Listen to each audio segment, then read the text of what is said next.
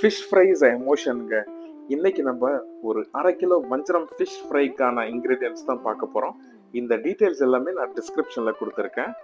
இஞ்சி, பூண்டு, பச்சை மிளகாவை தவிர மற்ற எல்லாத்தையும் போட்டு நம்ம நல்லா ரோஸ்ட் பண்ணிக்கிறோம். ரோஸ்ட் பண்ண பிறகு இஞ்சி, பூண்டு, பச்சை மிளகா, இந்த ரோஸ்ட் பண்ணியிருக்கிற ஸ்பைசஸ்லாம் போட்டு நல்லா தண்ணி ஊற்றி மிக்ஸ் பண்ணி வச்சுக்கிறோம்.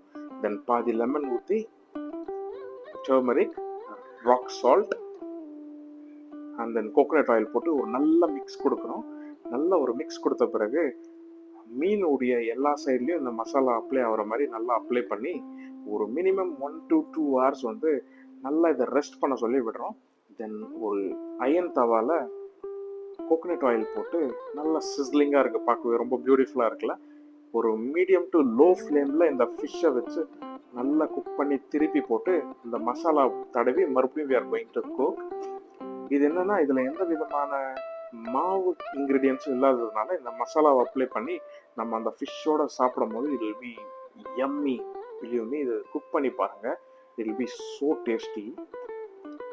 இது போல் நல்ல ஒரு 10 minutes to 12 minutes you can cook it on both the sides.